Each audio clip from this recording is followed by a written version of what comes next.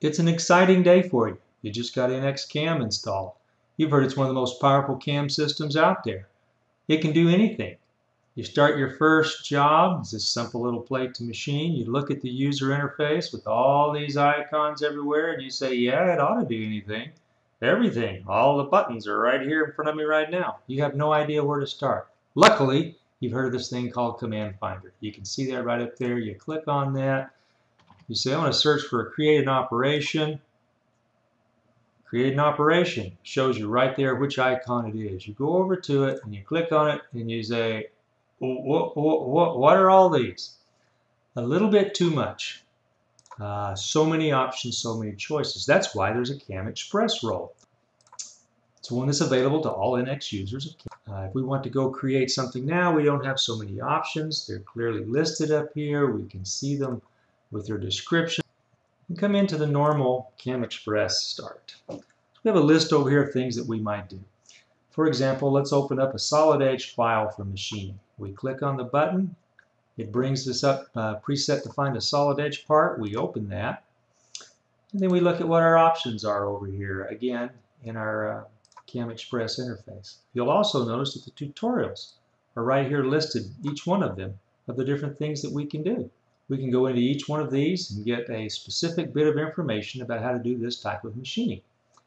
Now let's go and create a new setup for this model. We click on that button. It throws up our CAM Express templates. This is a metric part. It's a prismatic machinery type part. We click on the icon. It brings us into a manufacturing assembly. And in our program overview, we have a program established for us. We also have a carrier with a number of tool pockets, no tools yet, a geometry view, and here we tell it what we're going to machine and how we're going to orient it. Click on the MCS. We can say, oh, you know, that's not where I want my zero. I want to move that over here to this corner.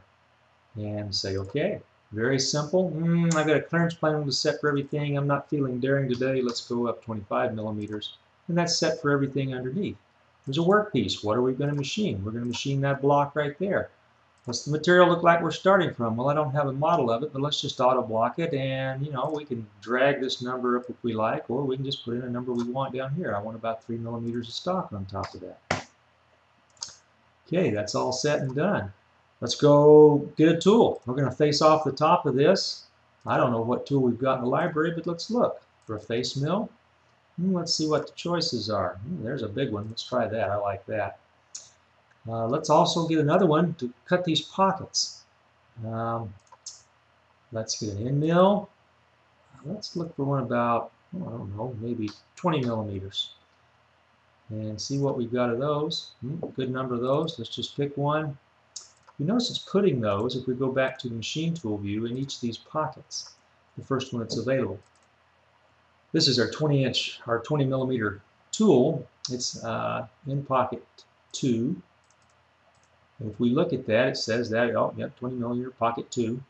But let's say we want it to be tool number 9, because that's where it's at on the machine. We drag and drop it to another group, and it's now tool number 9. Okay, let's create an operation. We're going to put this in 1, 2, 3, 4. We're going to take that big face mill. We're going to cut the workpiece that we've defined. Let's use this face milling area, because we're going to top off this face up here. Let's call it face mill top. And we're going to select this face that we want to cut. That's great. And we say, machine that. There's our cuts across. We decide, you know, maybe that 75% step over is a little much. Let's back that down to 60. We generate. There we go. We're looking good. Not so many choices, not so many options, not so much to try to keep up with. Let's create another one. Let's cut these pockets. We'll use the same setup, except we'll change our tool. We'll call this pockets.